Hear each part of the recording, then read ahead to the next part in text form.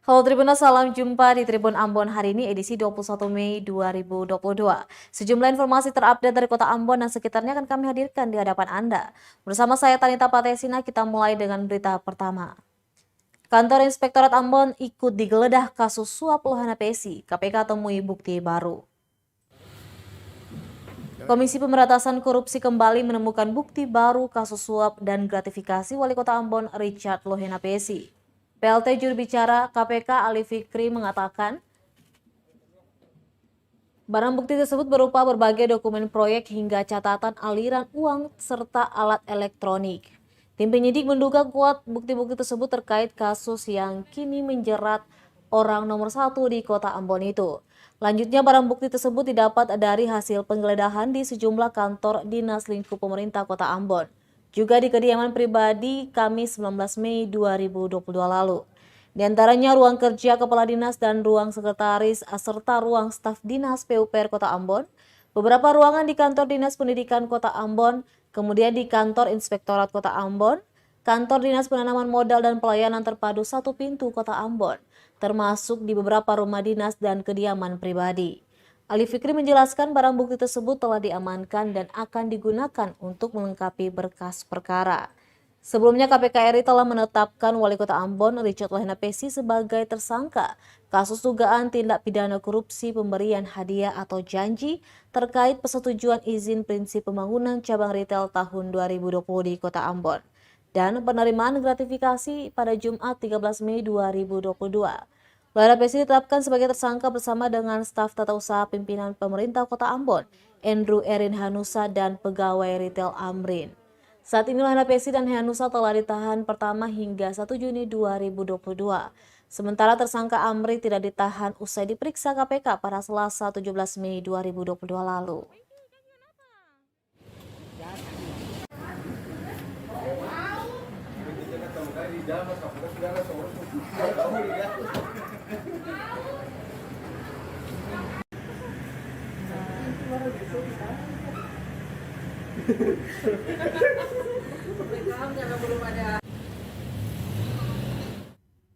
Penertiban di tambang emas ilegal Gunung Botak Pulau Buru, aparat turunkan alat berat.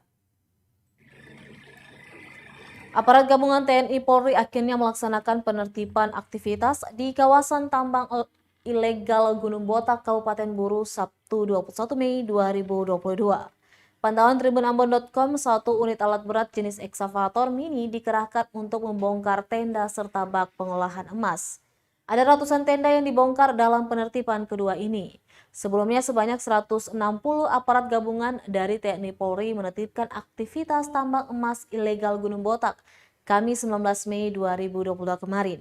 Personil gabungan terdiri dari 148 anggota Polres Pulau Buru, 10 anggota Kodim 15066 Namlea, dan 2 anggota Subdenpom 16226 Namlea.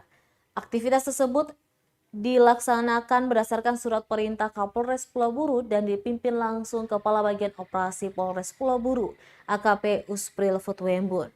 Penertiban penambang bukan pertama kali, kerap ditertibkan, namun penambang masih saja kembali.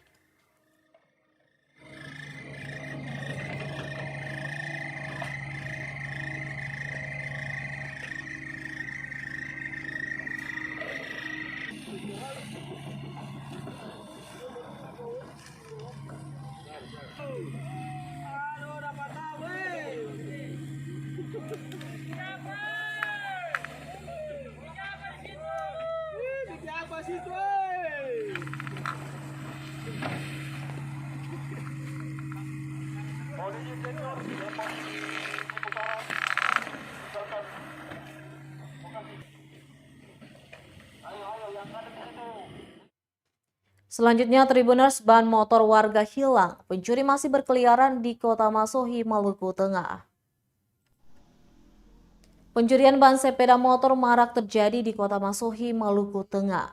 Peristiwa terbaru terjadi di Kompleks Kalidurian, depan SD 8 Masohi, Kelurahan Namaelo, Kecamatan Kota Masohi, Jumat 20 Mei 2022 malam. Pemilik kendaraan Isa Ahmad mengaku syok melihat ban motornya hilang. Padahal motor Jupiter MX King berwarna merah miliknya itu diparkir di dalam halaman rumahnya. Warga Masohi kemudian diminta harus berhati-hati menjaga kendaraan mereka, terutama roda 2. Iza menyatakan berita pencurian ban milik motornya sudah ramai diinformasikan melalui Facebook.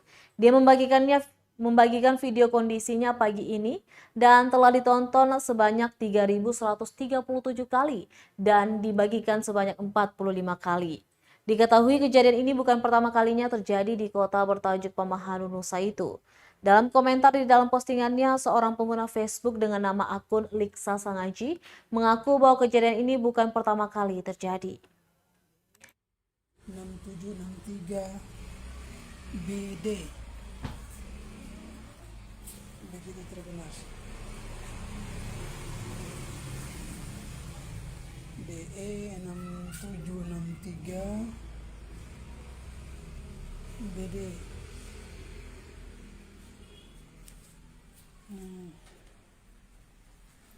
Tadi dalam postingan akun Facebook pasti tentunya harus berhati-hati lagi karena kejahatan dengan Tribunnews hari ini Gerindra Maluku Tengah usul pemberhentian Ibrahim Ruhunusa. Dewan Pimpinan Cabang DPC Partai Gerindra Maluku Tengah mengusulkan pemberhentian Ibrahim Ruhunusa dari keanggotaan partai. Rencana tersebut diumumkan Sekretaris DPC Gerindra Maluku Tengah, Burhan Karapesina lewat jumpa pers di Masohi Jumat 20 Mei 2022. Direncanakan pihaknya segera menyurati Dewan Pimpinan Wilayah dan Dewan Pimpinan Pusat Partai Besutan Prabowo Subianto itu. Dijelaskan langkah pemberhentian Ruhunusa dari keanggotaan partai lantaran sudah tidak lagi sejalan dengan visi misi partai. Ruhunusa pun disebut telah 2 kali mengungkapkan rencana pemunduran dirinya partai dalam sejumlah kesempatan. Namun hingga kini Ruhunusa belum juga melayangkan pengunduran diri dari partai tersebut. Selanjutnya ditegaskan partai tidak memiliki masalah apapun dengan Ruhunusa. Hanya saja langkah tersebut diambil dengan pertimbangan sikap Ruhunusa sendiri yang telah menyatakan secara terbuka rencana untuk keluar dari Gerindra. Hingga berita ini naik, Ruhunusa yang coba dikonfirmasi tribunambon.com belum memberikan tanggapan apapun.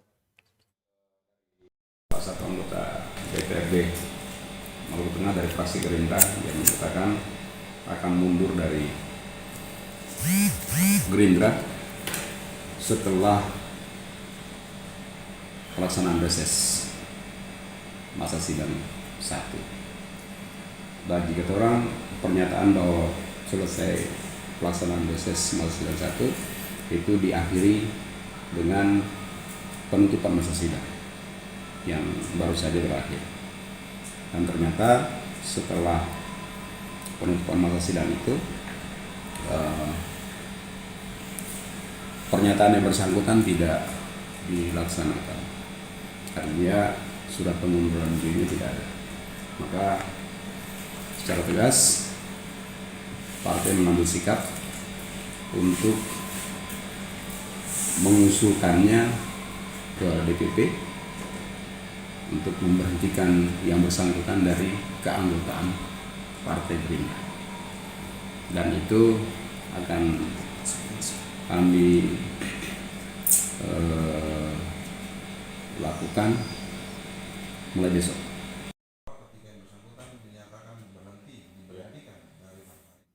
Selanjutnya Tribuners, ini agenda masa sidang 2 tahun 2022 DPRD Maluku Tengah. DPRD Kabupaten Maluku Tengah menggelar rapat paripurna dengan agenda tutup masa sidang 1 dan buka masa sidang 2 di ruang sidang utama kantor DPRD setempat Jumat 20 Mei 2022. Rapat paripurna dipimpin Ketua DPRD Fatsa Tuan Kota, didampingi Wakil Ketua Demianus Hatu dan Sekretaris DPRD Sah Alim Latukonsina. Rapat juga dihadiri Bupati Maluku Tengah yang diwakili Asisten 3 Setda Maluku Tengah, M. Bahrum Kalau, Kepala Organisasi Perangkat Daerah dan unsur Forkopimda, serta para tamu undangan lainnya. Ada sejumlah agenda dalam rapat paripurna tersebut, yakni penyerahan surat-surat masuk dari masyarakat serta penetapan jadwal kedewanan masa sidang 2 tahun 2022. Berikut beberapa agenda kegiatan dan mata acara masa persidangan 2 tahun sidang 2022. Yang pertama, rapat Badan Musyawarah Banmus membahas agenda mata acara masa persidangan 2 tahun sidang 2022. paripurna penyerahan surat-surat masuk masyarakat ke DPRD Maluku Tengah untuk dibahas komisi-komisi. Yang ketiga, pembahasan surat-surat masuk masyarakat pada komisi-komisi DPRD Maluku Tengah bersama OPD Mitra dan Masyarakat. Yang keempat, paripurna pembentukan Pansus Kecamatan Pulau Banda Besar dan Teluk dalam Kecamatan Seram Utara, Perda Negeri dan penetapan Perda Negeri Adat. Yang kelima, paripurna penyampaian laporan pertanggungjawaban pelaksanaan APBD tahun anggaran 2021 penetapan.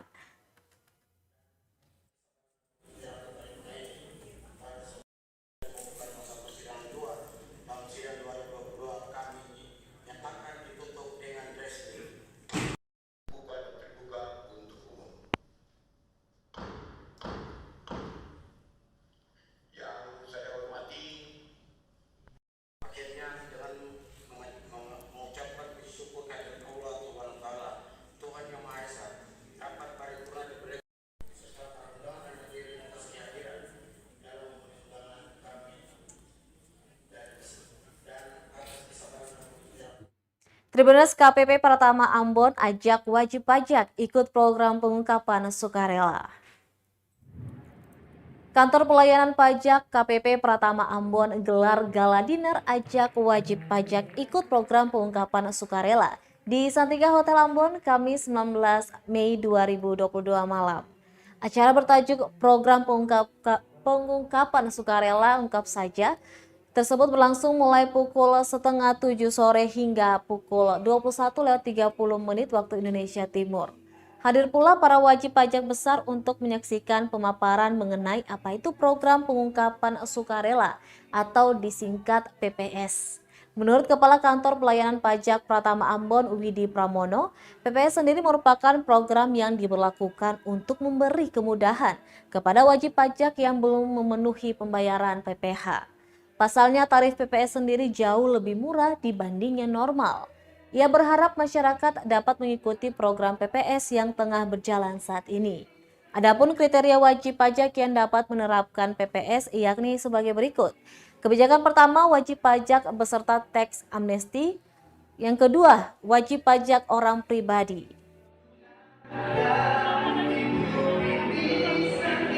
Harapannya tentu saja mengingatkan kembali ada yang belum cocok sehingga bisa mengikuti PPS karena ini tarifnya jauh lebih murah daripada kalau menggunakan tarif normal. Maksudnya?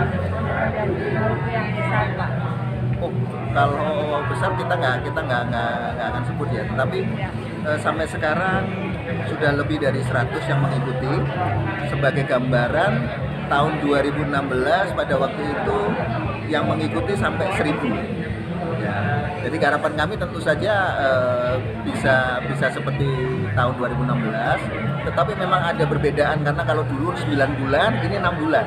Jadi memang ada dan juga ini kan sebenarnya tahun pajaknya relatif lebih sempit ya dari 2016 sampai 2020. Beda dengan dulu kalau teks amnesti dan tapi intinya ini tetap lebih murah walaupun memang lebih mahal daripada teks amnesti dulu, tapi ini tetap lebih murah daripada tarif normal.